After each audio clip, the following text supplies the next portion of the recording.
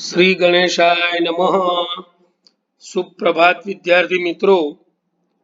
સૌપ્રથમ તો તમને જણાવતા આનંદ થાય છે કે આપણી યુટ્યુબ ચેનલમાંથી ગઈકાલે જે પોલીસની એક્ઝામ લેવાઈ છે એની અંદર લોકરક્ષક દળની અંદર 40% પ્રશ્નો આપણી ચેનલમાંથી પૂછાયા છે. તો વિદ્યાર્થી મિત્રો, આજે આપણે FYBA સેમિસ્ટર 2 જેના મોસ્ટ આઈએમપી ક્વેશ્ચન 40 જેટલા મેં કાઢ્યા છે, જે પ્રાચીન ભારતનો ઇતિહાસ, સીસી એટલે કે કોર કમ્પલસરી અને ઈસી એટલે કોર ઇલેક્ટિવ એટલે કે મુખ્ય વિષય, પ્રિન્સિપલ સબ્જેક્ટ અથવા તો ગૌણ વિષય જે લોકોને છે તે તમામ વિદ્યાર્થીઓને તથા સ્પર્ધાત્મક ક્લાસ 1 થી ક્લાસ 3 સુધીના તમામ વિદ્યાર્થીઓની અંદર પ્રાચીન ભારતના ઇતિહાસમાંથી પ્રશ્નો પૂછાય છે. તો બધા ધ્યાનથી સાંભળજો. હું પ્રોફેસર રાજેશ મહેતા આપનું આ લેક્ચરમાં સ્વાગત કરું છું. હવે 12 તારીખથી આપણે કોલેજની પરીક્ષા શરૂ થાય છે. તો તેમાં ઇન્ટરનલ માટે તથા એન્યુઅલની એક્ઝામ માટે પણ આ 41 પ્રશ્ન તમે કરી નાખશો તો મોટા ભાગે બધું જ આમાંથી પૂછાવાની શક્યતા છે. તો આપણે હવે શરૂ કરીએ. તો પ્રાચીન ભારતનો ઇતિહાસનો સમય તમને ખ્યાલ છે મિત્રો કે સેમિસ્ટર 2 ની અંદર ઈસવીસન 323 થી સમ્રાટ હર્ષવર્ધન સુધીનો સમય પીરિયડ છે, જેમાં તમારા સીસીમાં એવા પ્રશ્ન પૂછાય કે ખાલી જગ્યા પૂરો સેમિસ્ટર 2 પ્રાચીન ભારતનો ઇતિહાસ. એમાં વાત કરીએ તો સૌપ્રથમ વાર મૌર્ય સામ્રાજ્યનો સ્થાપક કોણ હતું? બરાબર. તો વિદ્યાર્થી મિત્રો, આ મૌર્ય સામ્રાજ્યના સ્થાપક વાળો પ્રશ્ન એટલે મૌર્ય પીરિયડમાંથી પણ એલઆરડીમાં એક્ઝામમાં પૂછાયેલો છે. તો મૌર્ય સામ્રાજ્યનો સ્થાપક ચંદ્રગુપ્ત બીજો કે ચંદ્રગુપ્ત મૌર્ય હતો? તો તમારે ઉત્તરની અંદર અંડરલાઈન કરવાનું છે અથવા ખાલી જગ્યામાં લખવાનું છે ચંદ્રગુપ્ત મૌર્ય એ મૌર્ય સામ્રાજ્યનો સ્થાપક હતો, એટલે કે ફર્સ્ટ હિસ્ટોરિકલ એમ્પાયર એને સ્થાપેલું. નંદવંશના અંતિમ રાજા ધનનંદનો વધ કરી અને ચાણક્યની મદદથી ચંદ્રગુપ્ત મૌર્યએ મૌર્ય વંશની સ્થાપના કરી હતી. ત્યાર પછી એનો પુત્ર બિંદુસાર અને એના પછી સમ્રાટ અશોક ગાદી આવેલો. આના ઉપર એક પ્રશ્ન ગઈકાલની એક્ઝામમાં પૂછાયો છે. જો ચંદ્રગુપ્ત બીજાના અંદર ના પડતા, કારણ કે ચંદ્રગુપ્ત બીજો એક ગુપ્ત વંશનો રાજા થઈ ગયો જેનું બીજું નામ છે વિક્રમાદિત્ય. ગુપ્ત વંશમાં કુલ 300 વર્ષ સુધી ગુપ્ત વંશના રાજાઓએ ભારતમાં રાજ્ય કરેલું અને 21 રાજાઓ થઈ ગયા હતા. ઓકે. બીજો પ્રશ્ન છે તમારું કે પુષ્યમિત્ર શુંગના સમયમાં ભાગવત સંપ્રદાયનું મુખ્ય કેન્દ્ર કયું હતું? તો ભાગવત સંપ્રદાયનું મુખ્ય કેન્દ્ર એ વિદિશા હતું. પ્રશ્ન નંબર 3 છે કે હિરોડોટસ એ ખાલી જગ્યા દેશનો ઇતિહાસકાર છે. તો હિરોડોટસ એ રોમનો નહીં પરંતુ ગ્રીક ઇતિહાસકાર હતો. બરાબર. તો પ્રશ્ન નંબર 4 છે કે સાતવાહન વંશનો સ્થાપક કોણ હતો? તો ગૌતમી પુત્ર સાતકર્ણી કે શિમુખ? તો તમારે જવાબમાં લખવાનું છે અથવા ટીક કરવાનું અથવા ખાલી જગ્યામાં પૂરવાનું કે સાતવાહન વંશનો સ્થાપક એ શિમુખ હતો. પ્રશ્ન નંબર 5 છે વાકાટક રાજવી પ્રવેશન જે પ્રવેશન હતો, પ્રવેશન બીજા તરીકે આપણે ઓળખીએ છીએ, તેને ખાલી જગ્યા મહાકાવ્યની રચના કરી. તો વિદ્યાર્થી મિત્રો, અહીંયા બે જવાબ આપ્યા છે, એક 10 કુમાર ચરિતમ અને બીજું સેતુબંધ. તો રાજવી પ્રવર્ષને સેતુબંધ નામનું મહાકાવ્ય લખ્યું હતું વાકાટક રાજવીએ. જો મિત્રો આ 10 કુમાર ચરિતમ છે ને એ તમને ઓબ્જેક્ટિવમાં કે બીજી કોઈ પણ રીતે પૂછાય તો 10 કુમાર ચરિતમ છે એ દંડીએ લખ્યું હતું. કોણ? કવિ દંડી જે હતા એમને આ 10 કુમાર ચરિતમ નામનું મહાકાવ્ય લખ્યું હતું. ઓકે, પ્રશ્ન નંબર 6 છે કે શક વંશનો પ્રવર્તક ખાલી જગ્યા હતો. તો વિદ્યાર્થી મિત્રો, શક વંશનો પ્રવર્તક એ કનિષ્ક પહેલો હતો. કારણ કે હું આગળ જ કહી ગયો કે વિક્રમાદિત્ય જે ઓપ્શનમાં આપ્યું છે એ ચંદ્રગુપ્ત બીજાનું બીજું નામ છે. વિક્રમાદિત્ય તરીકે એને ઉપાધિ પ્રાપ્ત થયેલી. વિક્રમાદિત્યનો અર્થ થાય વિક્રમ વત્તા આદિત્ય. જો એની સંધિ અલગ કરીએ તો એટલે કે જેને અનેક વિજયો અથવા તો વિક્રમો પ્રાપ્ત કર્યા છે ને આદિત્ય એટલે કે સૂર્યના જેમ પોતાના કુળનું નામ રોશન કર્યું છે એવા ચંદ્રગુપ્ત બીજા વિક્રમાદિત્ય એ ગુપ્ત વંશનો રાજા હતો. એટલે શક વંશનો જે પ્રવર્તક હતો એ કનિષ્ક પહેલો હતો. એ જવાબ તમે લખજો.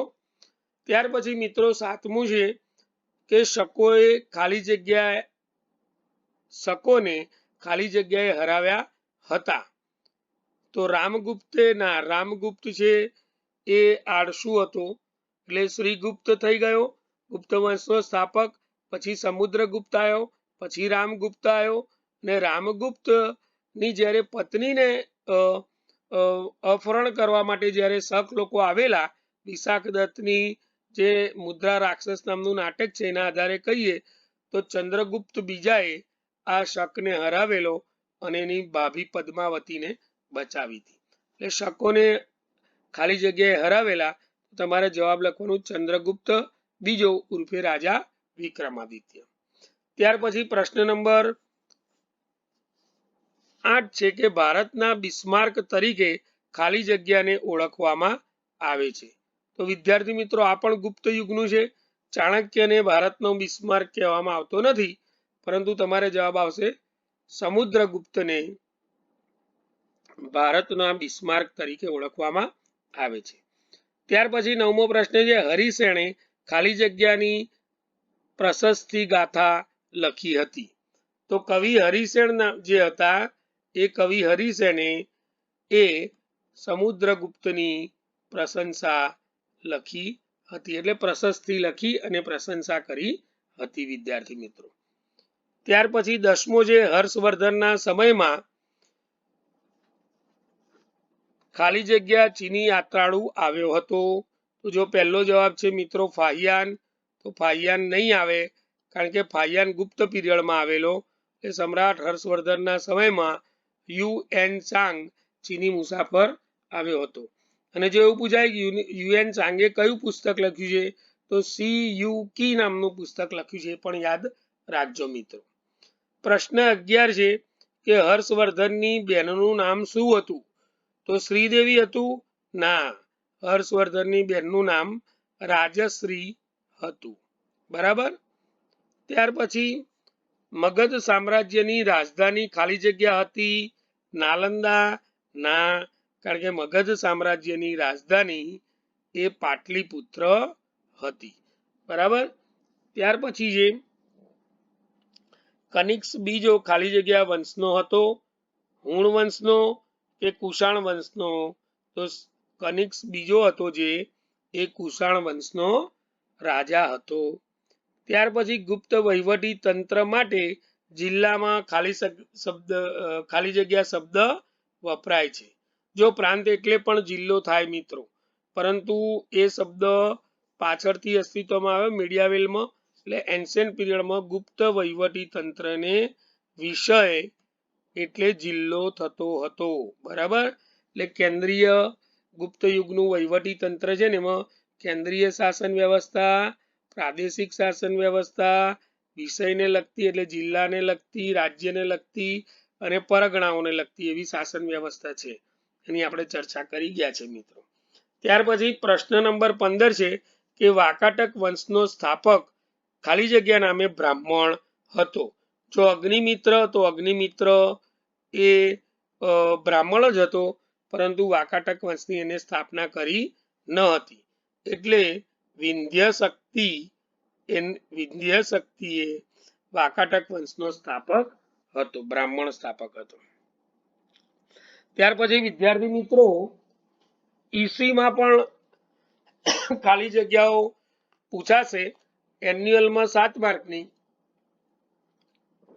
તથા એમાં 7 માર્કની ખાલી જગ્યા, 7 માર્કના જોડકા, પછી ખરા ખોટા પણ હોઈ શકે.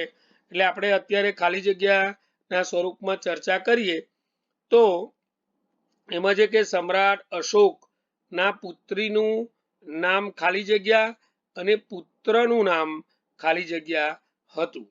તો વિદ્યાર્થી મિત્રો સંઘમિત્રા એ સમ્રાટ અશોકની દીકરી અને મહેન્દ્ર એનો દીકરો હતો, જેને પાછળથી બૌદ્ધ ધર્મ અંગીકાર કર્યા હતા અને દીક્ષા લીધેલી એમના પિતા પાસે.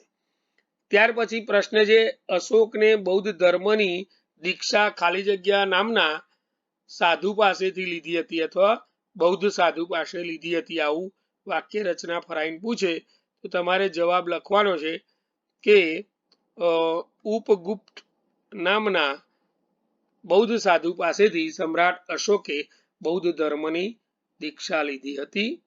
બરાબર. ત્યાર પછી ગુપ્ત વંશની સ્થાપના ખાલી જગ્યાએ કરી હતી. જો વિદ્યાર્થી મિત્રો હું આગળ જ કહી ગયો કે ગુપ્ત વંશના સ્થાપક શ્રીગુપ્ત હતા. બરાબર, એને કરેલી. પછી આ પણ પ્રશ્ન કે હિરોડોટસ ખાલી જગ્યાનો અમેરિકાનો કે ગ્રીસનો ઇતિહાસકાર છે. તો એ વાક્ય રચના બદલીને 1 વર્ષ પૂછાયું છે. તો હિરોડોટસ જે છે એ ગ્રીસ ઇતિહાસકાર છે અને જેને ઇતિહાસના પિતા તરીકે પણ ઓળખવામાં આવે છે. આવું પણ પૂછાય કે ઇતિહાસના પિતા તરીકે કોને ઓળખવામાં આવે છે. તો હિરોડોટસ. અને ઇતિહાસની પરફેક્ટ વ્યાખ્યા કોને આલી? તો બધા સર્વાનુમતે ઇતિહાસકાર ગેરોથનને માને છે મિત્રો. ત્યાર પછી પ્રશ્ન નંબર 5 છે કે સાતવાહન વંશની સ્થાપના કોને કરેલી? તો શ્રીમુખે. એટલે આ પણ પ્રશ્ન રિપીટ થયેલો છે. ત્યાર પછી પુષ્યમિત્ર શુંગ ખાલી જગ્યા ધર્મનું પાલન કરતો હતો. તો પુષ્યમિત્ર શુંગ બ્રાહ્મણ હતો, જેને શુંગ વંશની સ્થાપના કરેલી. એવું પૂછાય કે શુંગ વંશની સ્થાપના કોને કરેલી? તો પુષ્યમિત્ર શુંગે. જો એ કયા વંશનો હતો એવું પૂછાય તો બ્રાહ્મણ વંશનો હતો. એવું પૂછવામાં આવે કે પુષ્યમિત્ર શુંગ કોનો વધ કરીને આવેલો? તો મૌર્ય વંશનો અંતિમ રાજા બુહવ્રતને મારીને તે આવ્યો હતો. અહીંયા શું પૂછ્યું છે કે પુષ્યમિત્ર શુંગ ખાલી જગ્યા ધર્મનું પાલન કરતો હતો. બ્રાહ્મણ હોવાથી શિવ ધર્મનું પાલન કરતો હતો. બરાબર. ત્યાર પછી 7મો પ્રશ્ન છે કે પુષ્યમિત્ર શુંગે મૌર્ય રાજવી ખાલી જગ્યાનું ખૂન કરીને પાટલીપુત્રની ગાદી મેળવી હતી. જો હવે આગળ જ મેં કીધું ફરાઈને પૂછે તો મૌર્ય યુગનો જે અંતિમ રાજા હતો બુહવ્રત, જેનો પુષ્યમિત્ર શુંગે આ રાજવીનું ખૂન કરી અને પાટલીપુત્રની ગાદી મેળવેલી. કેમ ખૂન કરેલું? જો આ બુહવ્રત હતો ને એ વખતે પુષ્યમિત્ર શુંગ એનો સેનાપતિ હતો. બરાબર. એટલે આ સેનાપતિ હતો. જ્યારે એને લશ્કરની પરેડ માર્ચ કરવા માટે બોલાયા લશ્કરના નિરીક્ષણ વખતે, એ વખતે જાહેરમાં જ બુહવ્રતનો શિરછેદ કરી નાખેલો અને તે ગાદી ઉપર બેસેલો. એટલે આ એ બૌદ્ધ ધર્મના જે પાલક હતા. એટલે એને એવું લાગેલું કે હિન્દુ ધર્મ લુપ્ત થઈ જશે, એટલે હિન્દુ ધર્મના રક્ષણ માટે, શિવ ધર્મના ઉદ્ધાર માટે આ પુષ્યમિત્ર શુંગે બુહવ્રતને વધ કરેલો, આવું વિદ્વાનો માને છે. ત્યાર પછી મિત્રો 8મો પ્રશ્ન છે કે સમ્રાટ કનિષ્કની રાજધાની ક્યાં હતી? તો વિદ્યાર્થી મિત્રો તક્ષશિલામાં હતી કે પુરુષપુરમાં? તો વિદ્યાર્થી મિત્રો સમ્રાટ કનિષ્કની રાજધાની એ પુરુષપુરમાં હતી. પુરુષપુર એટલે હાલ એનું નામ છે પેશાવર, જે પાકિસ્તાનમાં જતું રહ્યું. ભારત પાકિસ્તાનના ભાગલા થયા ત્યારે એ સમ્રાટ કનિષ્ક જે હતો એની રાજધાની પુરુષપુરમાં હતી, એટલે કે હાલના પેશાવરમાં. એ રીતે યાદ રાખજો. ત્યાર પછી કનિષ્ક બીજો ખાલી જગ્યા વંશનો હતો. તો કનિષ્ક જે રાજા હતો, કનિષ્ક બીજો એ કુષાણ વંશનો રાજા હતો. જે રીતે પુષ્યમિત્ર શુંગ એટલે શુંગ વંશનો હતો, પછી ચંદ્રગુપ્ત મૌર્ય એટલે મૌર્ય વંશનો હતો, તે રીતે આ કનિષ્ક એ કુષાણ વંશનો રાજા હતો. ત્યાર પછી મહાકવિ કાલિદાસ ખાલી જગ્યા રાજાના દરબારમાં આશ્રિત હતા. તો વિદ્યાર્થી મિત્રો ચંદ્રગુપ્ત બીજો, જો જવાબમાં અહીંયા ચંદ્રગુપ્ત બીજાના બદલે વિક્રમાદિત્ય લખ્યું હોય તો તમારે એ જવાબ લખવાનો, બરાબર. એટલે એનું બીજું નામ છે, એની ઘણી બધી ઉપાધિઓ હતી, શાકાહારી હતી, ત્યાર પછી આ વિક્રમાદિત્ય જેવી ઘણી ઉપાધિઓ એને પ્રાપ્ત કરેલી. અને એ ગુપ્ત યુગને સુવર્ણ યુગ તરીકે ઓળખવામાં આવે છે મિત્રો. એટલે આ પણ પ્રશ્ન પૂછાય છે કે પ્રાચીન ભારતનો ગુપ્ત યુગ એ સુવર્ણ યુગ હતો, આ વિધાનની ચર્ચા કરો, અથવા તો ગુપ્ત યુગની સાંસ્કૃતિક સિદ્ધિઓ જણાવો. તો મહાકવિ કાલિદાસ એ આ ચંદ્રગુપ્ત બીજાના સમયમાં થઈ ગયા હતા મિત્રો. ત્યાર પછી અને એના રાજ્ય કવિ હતા, રાજ્યાશય પ્રાપ્ત કરેલો. એને કુલ 7 કૃતિઓ કાલિદાસે લખી છે. ત્યાર પછી વાકાટક વંશનો સ્થાપક ખાલી જગ્યા હતો, તો વિંધ્ય શક્તિ નામનો બ્રાહ્મણ એને વાકાટક વંશની સ્થાપના કરેલી. જો આ પ્રશ્ન બીજા વર્ષે પણ રિપીટ થયેલો કે ગુપ્ત વહીવટી તંત્રના જિલ્લાને માટે કયો શબ્દ વપરાય છે, તો એના માટે વિષય શબ્દ વપરાય છે. પછી ચંદ્રગુપ્ત બીજાએ શકોને હરાવીને ખાલી જગ્યા ઉપાધિ પ્રાપ્ત કરી હતી, તો વિદ્યાર્થી મિત્રો શાકાહારીની ઉપાધિ એને પ્રાપ્ત કરી હતી. ત્યાર પછી સમ્રાટ હર્ષવર્ધનના ભાઈનું નામ શું હતું, તો આગળ જો વિદ્યાર્થી મિત્રો એની બહેનનું નામ પૂછેલું, એ ભાઈનું આવશે તો રાજ્યવર્ધન. અને એવું પૂછાય સમ્રાટ હર્ષવર્ધનની બહેનનું નામ શું હતું, તો રાજશ્રી. એ રીતે યાદ રાખજો, બરાબર. ત્યાર પછી સાતવાહન વંશના રાજા હાર્લે પ્રાકૃત ભાષામાં ખાલી જગ્યા નામનું કાવ્ય સંગ્રહની રચના કરી હતી. તો ગાથા ભારતી નહીં, પરંતુ વિદ્યાર્થી મિત્રો રાજા હાર્લે કયા વંશનો હતો, સાતવાહન વંશનો, અને એને પ્રાકૃત ભાષામાં કયું લખેલું, તો ગાથા સપ્તશતી નામનો ગ્રંથ એને લખ્યો હતો. હવે વિદ્યાર્થી મિત્રો આપણે થોડાક જોડકા પણ જોઈ લઈએ. તો તમને જોડકા પણ પૂછાય પરીક્ષામાં. તો પહેલું જોડકું છે રાજ તરંગીણી. તો વિદ્યાર્થી મિત્રો આ રાજ તરંગીણી છે એ ઇતિહાસનો એટલે એક ગ્રંથ છે સંસ્કૃતનો, જેને ઐતિહાસિક ગ્રંથ તરીકે પણ માનવામાં આવે છે. તો આ રાજ તરંગીણી નામનો જે ગ્રંથ છે એ કવિ કલ્હણે લખેલો, જેની અંદરથી આપણને કાશ્મીરનો ઇતિહાસ મળે છે, બરાબર. તો હમણે પેલું કાશ્મીર વાળું પિક્ચર જે બતાવ્યું છે એમાં કવિ કલ્હણની રાજ તરંગીણીનો પણ ઉલ્લેખ થયો છે. તો તમે પિક્ચર પણ જુઓ તો એની અંદરથી ઇતિહાસ કઈ રીતે પ્રાપ્ત થાય એનું ધ્યાન રાખવું. ત્યાર પછી મિત્રો બીજું છે હર્ષચરિતમ. તો હર્ષચરિતમ નામનો ગ્રંથ છે એ બાણભટ્ટે લખ્યો હતો, બરાબર. આ કોને આશ્રિત હતો, આવું પૂછાય. બાણભટ્ટ તો સમ્રાટ હર્ષવર્ધનના સમયમાં, બરાબર. એને બાણભટ્ટે આ ઉપરાંત કાદંબરી પણ લખી છે. હર્ષચરિતમ લખી છે ને એ વિદ્યાર્થી મિત્રો 6 ઉચ્છ્વાસમાં લખાયું છે, અને આગળના 1.5 ઉચ્છ્વાસ છે ને એમાં બાણભટ્ટની પોતાની વંશાવળીનો ઇતિહાસ પણ મળે છે. ત્યાર પછી વિદ્યાર્થી મિત્રો ત્રીજું છે 10 કુમાર ચરિતમ. તો આગળ જ મેં તમને કીધું ખાલી જગ્યામાં 10 કુમાર ચરિતમ છે એ મહાકાવ્ય છે અને કવિ દંડીએ લખેલું છે.